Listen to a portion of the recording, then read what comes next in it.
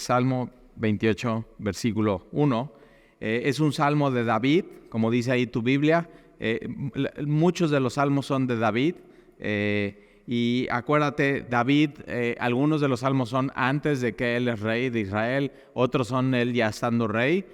Y una de las cosas que hace David es como un buen artista y un buen creativo y un buen músico. Es muy sensible. Entonces tiene de pronto estos altibajos de emociones en su vida. Y si tú, por ejemplo, te gusta la música puedes entender un poco de dónde viene la composición de las canciones cuando son cantautores, ¿no? No solamente cuando son cantantes, sino cuando ellos mismos escriben sus canciones. Puedes ver realmente de dónde nace su sentimiento viendo su vida. O sea, son vidas difíciles, complicadas, con infancias pues muy enredadas, y de pronto de eso pues sacan unas canciones que te llegan al alma. Y eso es lo que hace David, o sea, una vida complicada. Él es el menor de sus hermanos, no lo están considerando para absolutamente nada. Y cuando llega el profeta Samuel con su papá para decirle, bueno, he venido aquí a buscar al próximo rey de Israel, todos sus hermanos están menos él no, ni lo invitan a esa cena o esa comida. Y al final, una de las cosas que dice Samuel, Dios no ve lo que ve el hombre, sino Dios ve el corazón. Y entonces Dios estaba viendo el corazón de David, y no ahí donde estaban sus hermanos, que eran guerreros y eran parte del ejército de el primer rey de Israel, sino ahí en el valle con las ovejas, él pastoreando las ovejas de su papá. Y entonces vemos entonces de pronto, si tú tienes esta personalidad, ¿no?, y altibajos y muy emocional y todo, Dios te puede usar como usó a David. Y por supuesto, simplemente David, lo que vemos es un hombre conforme al corazón de Dios, no porque no se equivocaba, sino porque sabía cómo responder a Dios. Y eso siempre grábatelo así. Es un hombre conforme al corazón de Dios porque sabía cómo responder a Dios. Entonces, cuando hacía las cosas bien, respondía bien a Dios y glorificaba a Él. Y cuando hacía las cosas mal, y sabes, o sea, él cometió muchos errores, uno de ellos es adulterio y asesinato.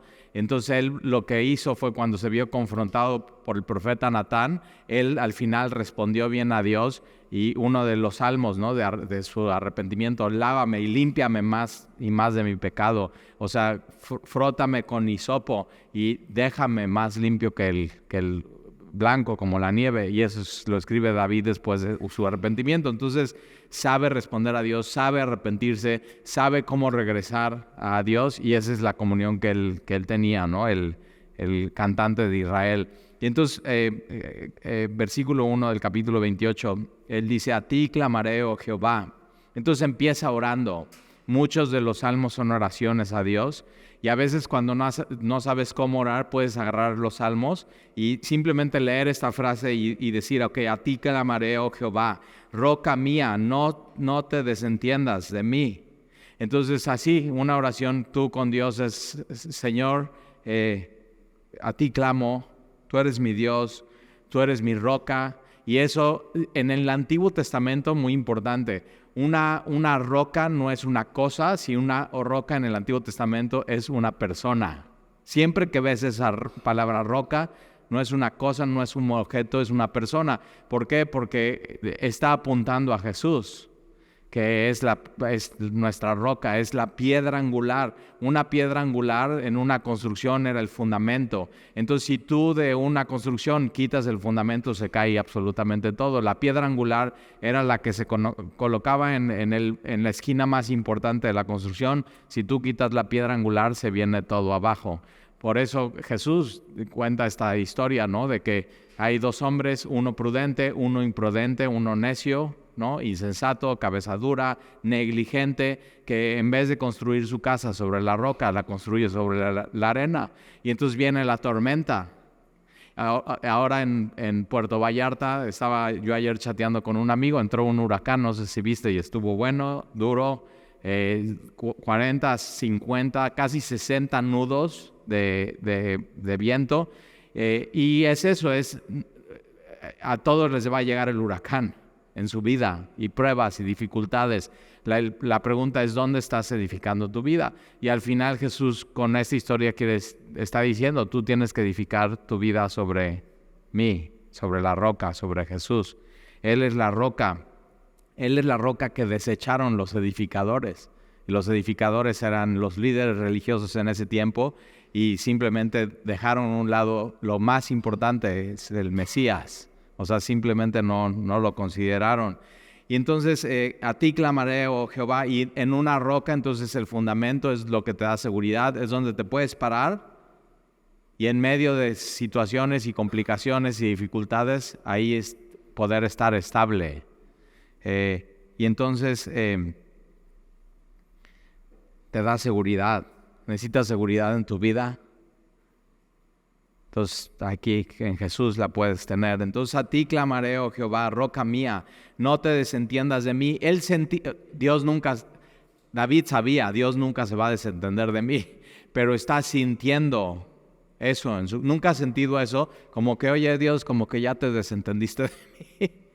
O sea, no me hablas, no me dices, no me guías.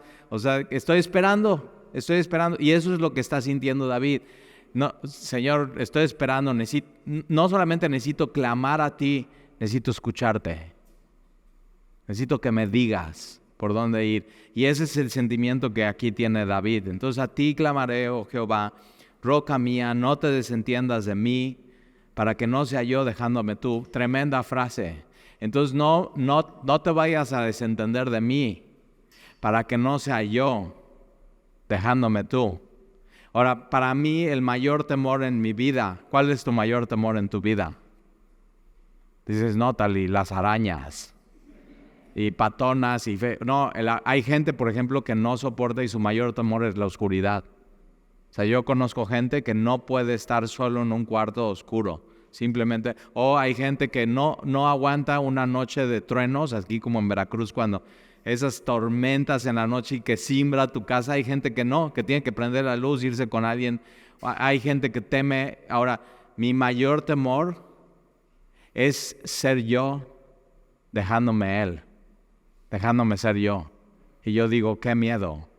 Qué miedo yo desentenderme de Dios. Qué miedo yo alejarme de Él. Qué miedo ser yo sin Él. Y ponte a pensar, y eso es lo que está diciendo aquí David. O sea, no te desentiendas de mí, para que no sea yo dejándome tú. Ser yo sin Él.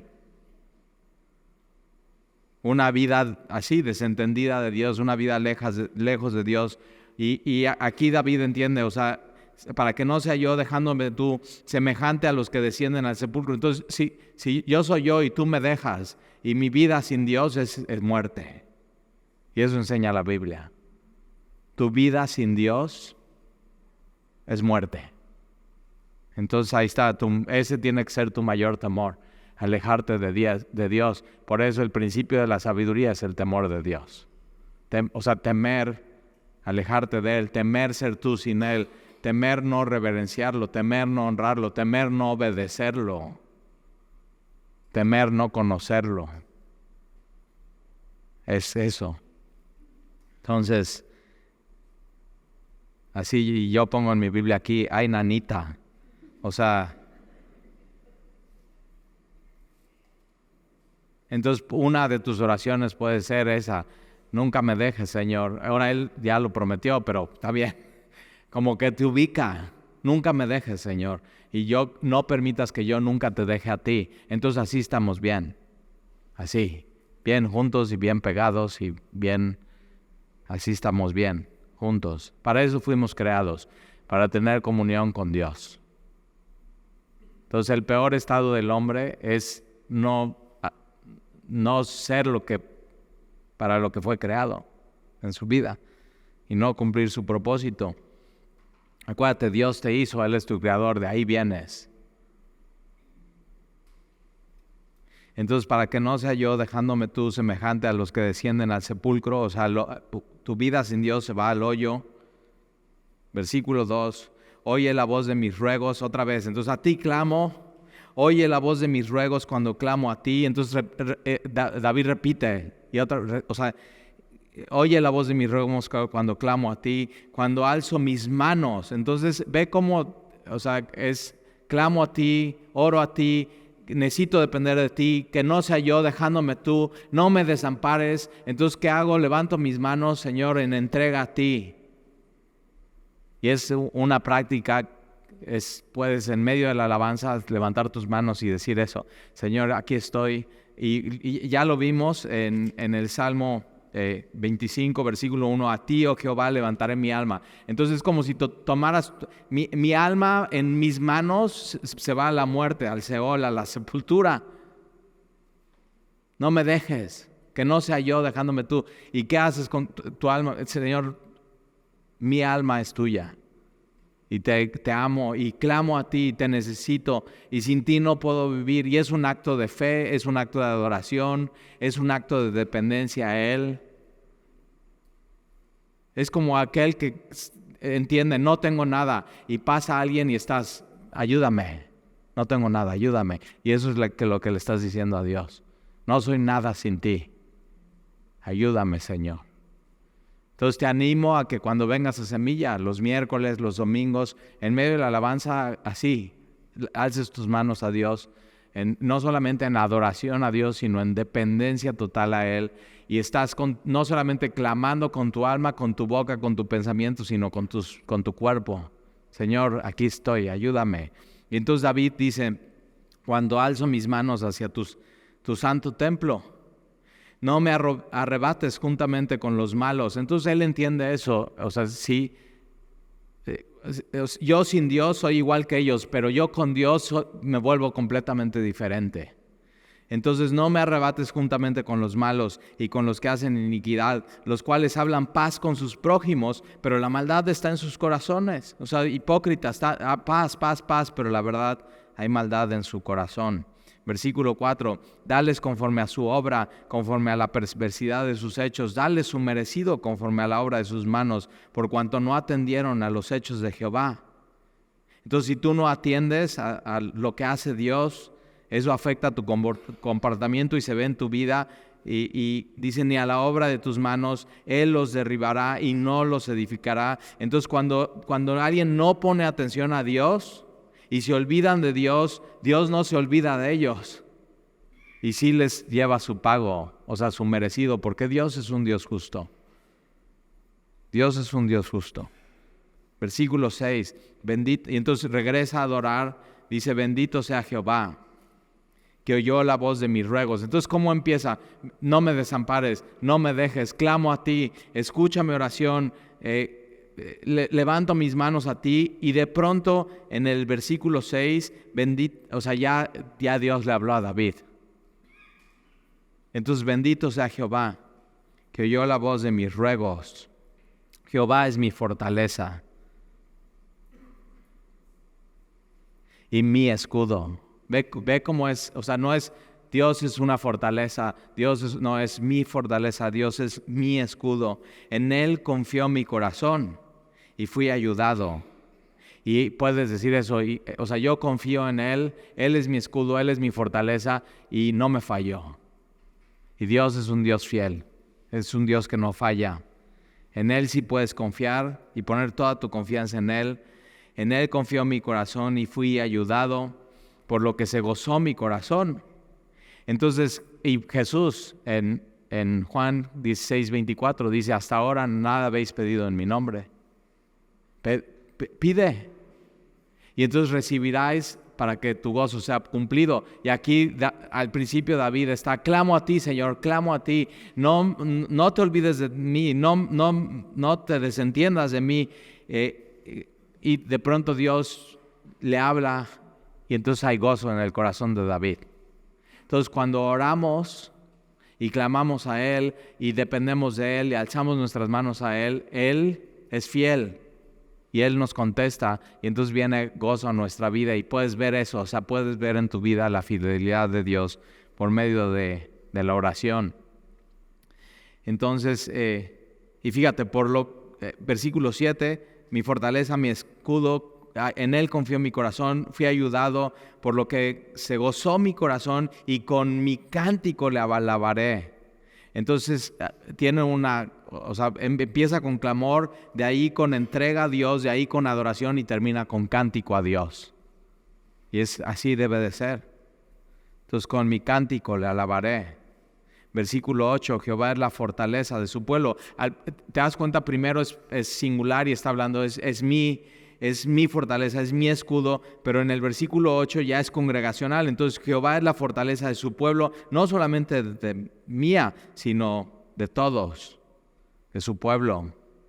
Y el refugio, salvador de su ungido. Salva a tu pueblo y bendice a tu heredad. Y pastoréales y susténtales para siempre. Y eso es lo que Dios hace hoy con su iglesia. O sea, no solamente lo hace de manera particular en alguien, sino lo hace con todos. ¿Y qué es lo que hace? Él nos bendice, Él nos pastorea, y no solamente nos pastorea, sino nos sustenta. Y me encanta esto porque nos sustenta para siempre. O sea, Él es fiel, Él nunca falla, Él siempre lo va a hacer, Él nos va a sustentar para siempre. O sea, me encanta ese detalle. No solamente aquí, sino está hablando de toda una eternidad. Y hoy quiero que nos tomemos un tiempo, o sea, hablando de todo esto de los salmos. Y quiero que oremos por lo que está pasando en Israel, y me gustaría que vayamos por favor al Salmo 122 y te quiero platicar un poco de lo que está sucediendo. Pues ya lo viste en las noticias, ya lo viste en la televisión, posiblemente ya lo viste en redes sociales, pero Salmo 122 y ahí está. Hoy vamos a ver dos salmos, vamos a ver el Salmo 28 y Salmo 122. Es un salmo, bueno, yo vengo del catolicismo, y una de las canciones que cantaban en la misa, y me acuerdo perfecto de memoria, ve versículo 1, Salmo 122, versículo 1. Yo me alegré con los que me decían, a la casa de Jehová iremos. Había una canción de esa, ¿no? Y ahí están con la guitarrita y así, y qué alegría cuando me dijeron. A ver cómo va. Ah, ¿ustedes también? Pero es eso, viene de este salmo, ¿no? David tiene 4 salmos que se llaman graduales, y tienen que ver cuando ellos en peregrinación subían a Jerusalén. Ahora siempre, no importa dónde estés, en el norte, en el sur, en el este o en el oeste de Israel, tú vas a subir a Jerusalén. Entonces eso es muy importante. Es un tema geográfico, ¿no? Porque es una montaña y es una colina, pero también es un tema espiritual. Estás subiendo hacia el templo de Dios, hacia la explanada donde está Jerusalén y donde está el templo que fue construido no por David, sino por Salomón, y más adelante en el tiempo de Jesús, Herodes lo extendió y era algo muy, muy hermoso. Hoy solamente en Jerusalén tienes los muros, pero no son los muros del templo, sino son los muros de afuera del templo, porque Jesús profetizó que no iba a quedar piedra sobre piedra en el templo, y así pasó. O sea, en el año 70 sucede eso, y viene y el conquistador Tito trae órdenes. Sus órdenes eran no destruir el templo, sino simplemente conquistar la ciudad. Pero los soldados, que son soldados romanos, a la hora que ven que en el templo está lleno de oro, destruyen completamente el templo, quieren saquear todo el oro y queman todo lo que era el templo, que había mucha madera, pero también entonces ese oro se derretía y estaba entre las piedras. No era como hoy se hace un edificio, sino eran piedras enormes, y eran piedras sobre piedras. Se empieza a derretir el oro se empieza a meter entre las piedras, y ellos tienen que tirar las piedras para robarse todo el oro. Fue una tragedia, pero eso pasa, se cumple la profecía de Jesús. Acuérdate, ellos estaban ya idolatrando el templo, y entonces Dios no iba a permitir eso, porque el templo era donde Dios había decidido poner su nombre, poner su gloria. Y cuando Jesús está, si te acuerdas, hay 2 eventos. Jesús entra al templo en Jerusalén y dice: esto debería ser casa de oración, pero ahora es cueva de ladrones. y empieza a volcar todas las mesas de los cambistas y de los que están vendiendo. O sea, ya los sumos sacerdotes, en vez de hacer su trabajo espiritual, era simplemente un negocio. O sea, todo totalmente lleno de corrupción. Y cuando sale Jesús la última vez del templo, lo que está saliendo realmente es la gloria de Dios, y ya no vuelve a estar ahí la gloria de Dios en ese templo. Ahora, ¿por qué es tan importante para los cristianos Jerusalén e Israel? Porque ahí caminó Jesús. Porque ahí lo que hizo Dios durante así siglos fue una plataforma para que tú y yo pudiéramos entender quién es Él. Él escogió ahí en Abraham una nación y los bendijo. Él puso las 12 tribus y de ahí toda una historia de redención y de salvación para que en su pueblo, entre su gente, pudieran nacer el Mesías y todas las profecías cumpliéndose en Él, para que el día después de eso, no solamente los judíos, sino de cualquier nación, los gentiles, pudiéramos conocer quién es Dios. Entonces, el pueblo de Israel fue como una plataforma, como una obra de teatro, donde se abría el telón, donde tú podías ver todo eso, y de ahí Dios revelándose y poder conocer a Dios. O sea, ese fue su plan. Y entonces se vuelve el epicentro para el mundo. O sea, Jerusalén, Israel. Y entonces vamos a ver un poquito de eso. Entonces hay 4 salmos de ascensión de David. Entonces, de donde tú vienes cantando estas canciones, no solamente son 4 salmos de ascensión, sino de David son 4. Y cada uno de esos salmos ya se están acercando poco a poco. Es territorio montañoso, es difícil llegar, pero venías ya con una emoción para poder ver los muros, ver las puertas, entrar por las puertas de Jerusalén y poder llegar al templo, a la presencia de Dios. Entonces, eso es un poco lo que está aquí en el Salmo 122. Entonces dice, yo me alegré con los que me decían. Entonces, otra vez empieza singular, pero después es plural.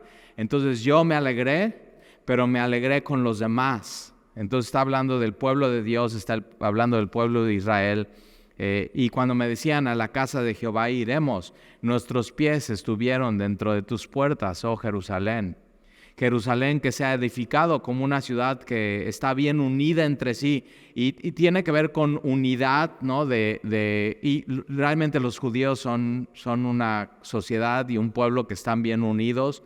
Hoy en día una de las cosas que estás viendo es que estoy en un chat, por ejemplo, donde gente está queriendo salir de Israel y están súper complicados los vuelos, están cancelando vuelo tras vuelo, hay gente que simplemente ya no quiere estar ahí, está muy mortificada, tiene muchísimo temor. Hay gente de todas las nacionalidades, hay gente de México que está queriendo salir, pero hay gente en todo el mundo que está queriendo llegar a Jerusalén y que está queriendo llegar a Israel. ¿Sabes para qué? Para defender su nación. Entonces así ellos siempre han sido un pueblo muy unido en donde quiera que estén. Y entonces no solamente aquí en este versículo es bien unido entre sí, sino está bien compactado. Y si tú vas a Israel, es una ciudad bien planeada, bien diseñada y todo está completamente compactado. Si tú ves un mapa, es una región donde es muy pequeña y de hecho donde está el conflicto es en el sur hoy. Hace 51 años, igual ni habías nacido, ni estabas en el mapa, igual ni tus papás todavía se conocían, pero hace 51 años fue una guerra donde atacaron a Israel, los de Egipto, que está al sur, los de Jordania y los de Siria, que están al norte. En 1967 fue la guerra de los 6 días, rápido se terminó eso, pero después en 1973 fue una de las cuartas guerras que ellos sufrieron, y una de las cosas que pasó es que ganaron la franja de Gaza, que es ahorita donde está peleando, donde Israel lo que decide en un tratado de paz para calmar las cosas, él se sienta con los palestinos y dice, ok, si una de las cosas que vamos a ceder es Gaza, que está al sur, es súper pequeñito, y el problema es que ellos solamente tienen 2 salidas, o salen por Israel o salen por Egipto. Y hoy en día Egipto no está recibiendo a los de Gaza y traen ese pleito con con Jerusalén. Entonces, mucha de la gente que está en Gaza hoy está en aprietos porque está diciendo, Israel, vamos a ir contra ustedes. Y primero lo que ellos hicieron cuando empezó toda la guerra fue, vamos a defendernos. Ahora, una de las primeras cosas que pensé es, ¿cómo pudo Israel con tanta inteligencia no ver venir esto? ¿No te preguntas eso? O sea, ellos tienen una tecnología que nadie en el mundo la tiene, que se llama el Iron Dome o el muro de hierro. ¿Esto qué es? Yo estuve más o menos hace 12 años o 10 años en Israel, no me acuerdo exactamente qué fecha, pero a mí me tocó, por ejemplo, que vas caminando por Jerusalén y de pronto suena una sirena, pero ¿sabes qué? En ese momento la gente ya estaba tan acostumbrada a las sirenas que ya no hacía nada. O sea, ya nadie corría, los niños seguían corriendo, suena la sirena y ¿qué es lo que pasa? Estás viendo que viene un misil, pero el Iron Dome o la cortina de hierro lo que hace es que por un misil que está mandando Gaza, este Iron Dome está mandando 4 o 5 interceptarlos y eso lo puedes ver en los videos. Por eso ves como dices, como cohetes que están así y todo es para interceptar uno solo. Ahora, usan mucha tecnología. Una de las tecnologías que usan es que ellos, ahora ahí te va, los misiles que usan de Gaza son muy baratos. Son así, son casi caseros y hechizos. Los misiles que usan en el domo de hierro son carísimos. Y por muchos años los de Gaza simplemente aventaban estos misiles. ¿Para qué crees? Para nada más que ellos usaran sus recursos y su dinero, Israel. Así, por mulas. No hay otra cosa, ¿ok? Entonces, ahí están echando sus misiles, y ya la gente suena la alarma, el Iron Dome los está interceptando, o sea, su tecnología es muy buena. Una de las cosas que puedes ver, te sientes realmente muy seguro cuando caminas por Israel, porque la frontera sur está sumamente protegido, ¿no? Una de las cosas que ellos dicen es que sus fronteras son impenetrables. Y yo digo, ¿y qué pasó? Se confiaron. Por eso cuidado con tu vida y qué es lo que ellos estaban haciendo los de ahora no todos los de Gaza son terroristas, no todos los palestinos son terroristas, pero entre ellos está Hamas, que son terroristas y quieren exterminar Israel, su pueblo y Jerusalén, y lo único que quieren es hacer daño y maldad. O sea, eso es lo que está pasando allá. Ahora, sí es muy duro porque sí estás viendo niños y jóvenes y señoras y abuelitas en Gaza que están sufriendo y su sufrimiento es completamente real. Pero quien atacó fueron ellos, no Israel. Eso es muy importante. Quien penetró la barrera, quien puso las bombas, quien entró fue ellos a Israel. Ahora, una cosa que tienes que ver, porque es muy fácil perder la perspectiva. Y hay gente que su tendencia es, pues todos están con Israel, pues yo voy a estar con Hamas o con Palestina. ¿Por qué? Nada más por llevar la contraria, nada más por hacer un balance. Y claramente nosotros tenemos como cristianos que tener una posición. Y en donde sea del mundo, olvídate que es en el epicentro que es Jerusalén, Israel, en donde sea del mundo, cualquier persona que toma un arma y va a un concierto de jóvenes que están bailando, está bien, sí, un rave, pero están bailando y no tienen armas y llegan con armas y empiezan a disparar, eso se llama maldad. Eso no están defendiendo ninguna causa, no están defendiendo su libertad. Ellos lo que están haciendo es provocar dolor, provocar maldad en este mundo y no tiene otro nombre eso. Y eso es lo que ellos hicieron, ir contra familias, contra niños. O sea, hay una imagen de un video y tienes que guardar tu corazón con todas las imágenes que van a empezar a salir, pero está una familia, es judíos. Está la mamá, el papá, el papá tiene sus manos manchadas de sangre y está sus 2 hermanitos y acaban de asesinar a una de las hermanas que está en el otro cuarto y están llorando y están puedes ver caminando las botas de los de Hamas con sus armas y el papá, con sus ojos perdidos no sabiendo ni qué pensar. Eso se llama maldad. Entonces es bien importante ver estas cosas que están sucediendo. Ahora, ¿cómo lo hicieron ellos? Bueno, pues imagínate que tú tienes estos vecinos que todo el tiempo están merodeando, como que van a atacar, pero no atacan, como que van a atacar y atacan. La gente de pronto se acostumbra, baja un poco las armas.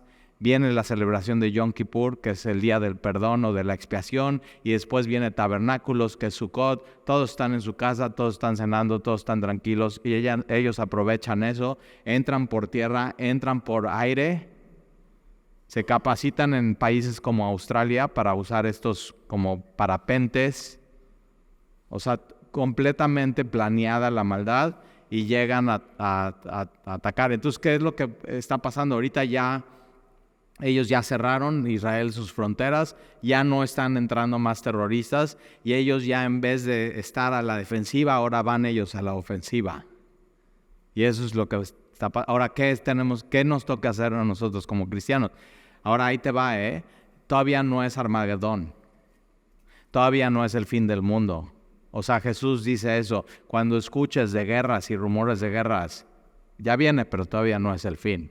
¿Por qué? ¿Qué tiene que pasar? Y eso está en Tesalonicenses. Cuando escuches paz y seguridad, entonces ahí vendrá, así de manera repentina, el juicio, así de manera repentina. Pero ¿qué tiene que pasar para decir paz y seguridad? Tiene que haber antes ¿qué? Guerra e inseguridad. Entonces lo que vemos, y tienes que abrir bien los ojos y no solamente verlo como un conflicto. Algunos lo ven solamente como un conflicto político, sí es. Algunos lo ven solamente con un conflicto de dinero. Pues no, es que quieren el territorio y quieren el petróleo. El problema es que ahí no hay petróleo. No hay nada. O sea, en el Mar Muerto hay nada, no hay vida, no hay nada. Para tener agricultura ellos tienen que usar muchísima tecnología. ¿Qué es lo que hay? Es un tema espiritual. Entonces, es un tema político, es un tema de dinero, es un tema de orgullo, es un tema espiritual, y todo esto se conjunta en ese territorio. Y ojo, está Irak, y está Irán, y está Turquía, y está Rusia, que están jugando un papel muy importante en eso. ¿Y de dónde sacan el dinero? En Gaza se están muriendo de hambre, literal.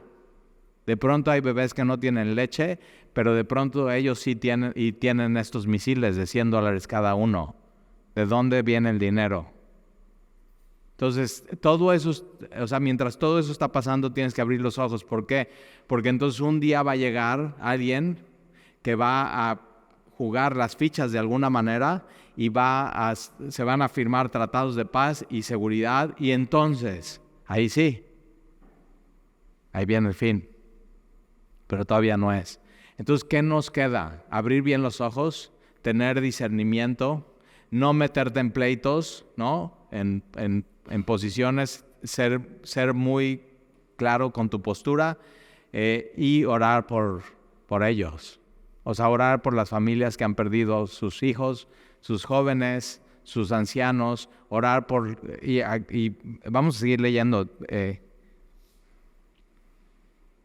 Entonces, versículo 3, Jerusalén que se ha edificado como una ciudad que está bien unida entre sí, y allá subieron las tribus de allá, conforme al testimonio dado a Israel, para alabar el nombre de Jehová, porque allá están las sillas de juicio, los tronos de la casa de David. Entonces, ese era un lugar político y muy importante, pero también religioso. Versículo 6, pedid por la paz de Jerusalén. Ahí está. Sean prosperados los que te aman. Y en Números puedes ver eso, cuando Balac y Balaam mandan a maldecir al pueblo, y dicen, no, quien maldiga al pueblo de Dios será maldecido, y quien bendiga al pueblo de Dios será bendecido. Y una de las cosas que tenemos que amar es este lugar. O sea, Israel y Jerusalén, por todo lo que representa. O sea, nosotros aquí en Semilla llevamos 9 años estudiando acerca de las tribus, acerca del territorio. En Jesús, estamos viendo a Jesús en Lucas, en el mar de Galilea. Hay gente que hoy está en el mar de Galilea, que está muy tranquilo ahí, esa región, pero que no sabe cómo hacer para llegar al aeropuerto y salir de ahí. Pero por ahí caminó Jesús. Entonces, sean prosperados los que te aman, sea la paz dentro de tus muros. Ahora, lo que necesita el mundo no es paz, es al príncipe de paz, es a Jesús. Entonces, en medio de todo esto que está pasando, Dios puede tomar esta oportunidad para que más gente conozca acerca del amor de Dios y de Jesús. Hay grupos cristianos que están mandando a aviones con rescatistas para ir a rescatar a los que secuestraron, los de Gaza, y son cristianos. O sea, que están poniendo su vida por los demás. Entonces, son grandes momentos de oportunidad. Entonces, lo que nos queda es orar por todo esto que está pasando, que a través de esto la gente pueda conocer a Dios, que la gente pueda ver que hay maldad en el mundo. Vivimos en un mundo caído y una de las cosas que vino a hacer Jesús vino a arreglar eso. ¿Para qué? Para que aquellos hombres que entraron y mataron a esa niña en esa recámara y que se fueron y ya regresaron y están otra vez en Gaza, aunque nadie les haga justicia en este mundo, un día van a tener justicia. Un día se van a encontrar con el Creador. Un día, como vimos en el Salmo 28, un día van a tener su merecido.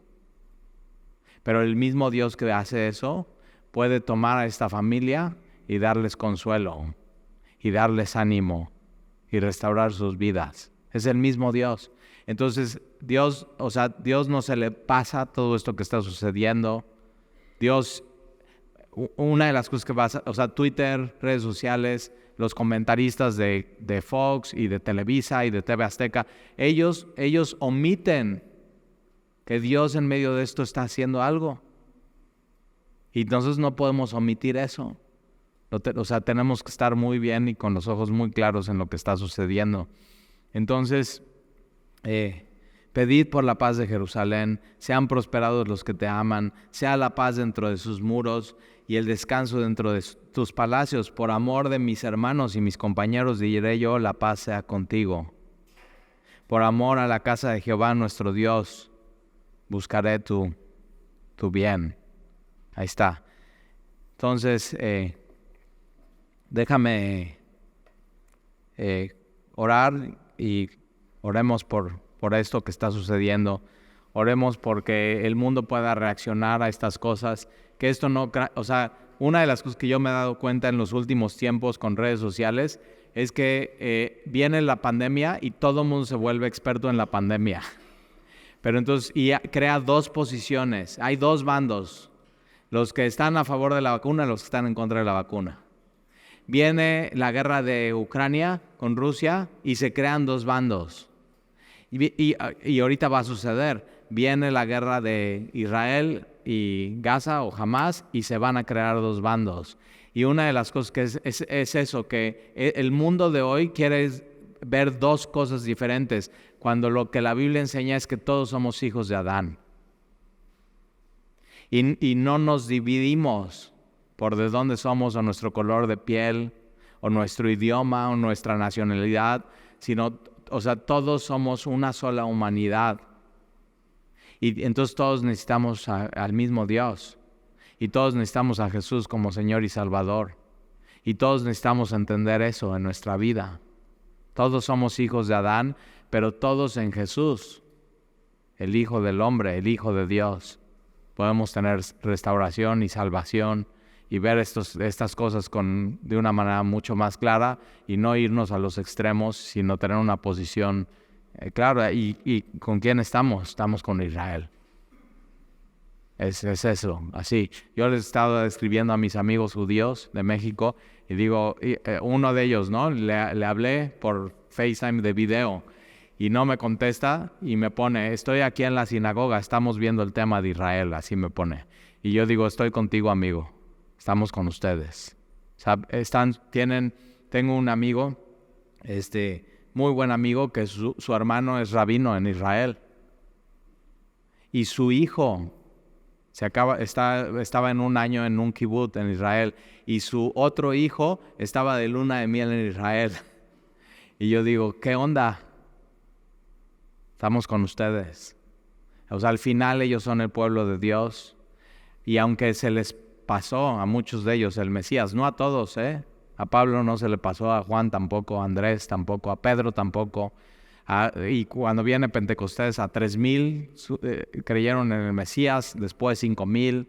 O sea, muchos judíos en el mundo han creído en Jesús. Pero aún cuando se les ha pasado, Dios tiene un plan todavía para ese pueblo. Y eso será después de la venida de Jesús, el rapto de la iglesia. Ellos serán los futuros evangelistas del Evangelio. Va a ser algo muy hermoso para su pueblo. Hay gente que está dejando Biblias por todo el territorio de Israel y por el norte y el sur y en esta ciudad de Petra. ¿Has visto esa ciudad de Petra donde están las cuevas y está todo sobre? Ahí van y dejan enterrado en el piso con marcas, Biblias, para que cuando esto suceda ellos puedan ir, leer la Biblia y decir, aquí está, esto era. Y poder regalar Biblias a todos lados. Y después, en estos tiempos que vivimos con el internet, así, ya nada más con acceso a una Biblia en su celular, van a poder tener eso. Entonces, Dios tiene un plan todavía para ellos, pero mientras tanto, tus ojos en Jesús. O sea, tus ojos en Jesús. Él es tu roca. Y si no, que hoy no salgas de aquí sin que Él sea tu roca. Él es el fundamento. Ahí debes de fundamentar todo en tu vida. Él debe de ser tu fortaleza. Ellos se confiaron. Nunca te confíes en tu vida, Nunca normalices el pecado y la maldad en tu vida. Siempre alerta, siempre atento. Quien crea estar firme, así no, mi muralla contra el mal es impenetrable. ¿De veras? El único recurso impenetrable es Dios. La única fortaleza, la única roca es Él. El único lugar seguro es Él. Entonces Él es tu fortaleza, Él es tu roca. En Él confió mi corazón y entonces Él me ayudó. Y Señor, no permitas que sea yo dejándome tú. No permitas, porque entonces así estos hombres de jamás, digo, ¿qué horas traes? Igual. Entonces, qué temor, qué miedo. Tu peor enemigo eres tú sin Dios. Ve estos hombres. Así decidieron vivir. Entonces, oremos por las familias, oremos por Israel, oremos por los gobernantes. ¿Te imaginas las decisiones que tienen que tomar? Así están los comandantes del ejército y están en una computadora y están poniendo, aquí hay una mezquita en Gaza y aquí hay un hospital, pero sabemos que aquí en este hospital hay armas. ¿Qué hacemos, comandante? ¿Y qué harías tú? Proteger a los tuyos, ¿verdad? No sé tú, pero a mí si se meten con mi familia, yo peleo con todo para protegerlos. Y al final eso es lo que ellos están haciendo. Entonces que Dios les bendiga, que Dios les cuide, que Dios les guarde. Ahora sí, cuando escuchen una sirena, van a voltear a ver el cielo y decir, ayúdanos Dios. No se duerman. Y eso es lo que dice Tesalonicenses. No te duermas. O sea, espiritualmente hablando, tienes que estar bien atento a lo que viene. Te leo Tesalonicenses. Pero acerca de los tiempos y de las ocasiones, no tienes necesidad, hermanos, que yo les escriba, porque vosotros sabéis perfectamente que el día del Señor vendrá así como ladrón en la noche. Que cuando digan paz y seguridad, entonces vendrá sobre ellos destrucción repentina, como dolores de parto a la mujer encinta, y no escaparán. Mas vosotros, hermanos, no estáis en tiniebla, para que aquel día os sorprenda como ladrón, porque todos vosotros sois hijos de luz e hijos del día. No somos de la noche ni de las tinieblas, por tanto no durmamos como los demás, sino velemos y seamos sobrios. Ahí está. Pues los que duermen de noche duermen, y los que se embriagan de noche se embriagan. No es tiempo de eso. Pero nosotros que somos del día, seamos sobrios, habiéndonos vestido de la coraza de la fe, ahí está fe, y del amor, y con la esperanza de salvación como el yelmo, en tu cabeza, el yelmo, lo que cubre tu mente, salvación. Porque no nos ha puesto Dios para ira a nosotros, en Cristo, parados en la roca. ¿Por qué? Porque Él ya mandó a su Hijo y la ira de Dios cayó sobre Él para salvarte de su ira, sino para alcanzar la salvación por medio de nuestro Señor Jesucristo, quien murió por nosotros, para que ya sea que velemos o que durmamos, vivamos juntamente con Él, por lo cual animaos unos a otros. Entonces, en un mundo donde está pasando todo esto y caos y todo, ¿qué tenemos? Animarnos unos a otros. Porque Dios ya no nos ha puesto para ira, sino para alcanzar salvación y edificarnos unos a otros, así como lo hacéis. Eso, edificarnos, animarnos, orar unos por otros. Eso es. Y vivir como de día, no te duermas espiritualmente hablando. O sea, todo esto tiene que ser como una bomba, así, como una alarma, como una llamada de atención. Dios está preparando el camino. Ya está todo escrito. Lo que sigue para nosotros es que Él venga por nosotros. Entonces tienes que estar listo, que nada te detenga. Entonces oremos por el pueblo de Israel, oremos por los que están sufriendo, oremos por los que están en eminencia, por los soldados, por el primer ministro, por los que tienen que tomar las decisiones, y que puedan restaurar lo que fue destruido, pero sobre todo las familias, las almas, los jóvenes y los que van de regreso a pelear. Bien, que Dios los fortalezca. Que no sé tú, pero yo digo, cuando veo estos héroes, digo, qué ánimo. Pero así tenemos que tú y yo pelear por nuestra fe, aquí, en nuestra trinchera. Entonces vamos a orar. Señor, te damos gracias por tu palabra hoy, que nos ubica en medio de cosas tan relevantes como algo en Israel y en Jerusalén y en Gaza y todo lo que se está moviendo y lo que están pensando los de Egipto, los de Jordania, los de Siria, los de Turquía, Irán, Irak, Rusia. Hay gente que quiere aprovecharse de todo esto, Señor.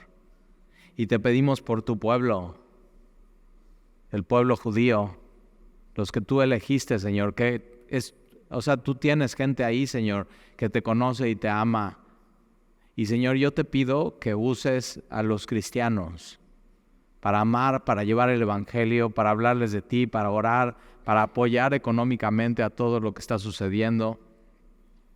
Y, Señor, tú eres soberano, tú eres el rey de todo, tú mueves imperios y reinos y naciones y presidentes y primeros ministros. Y te pedimos, Señor, que todo esto esté bajo tu mano y tu soberanía.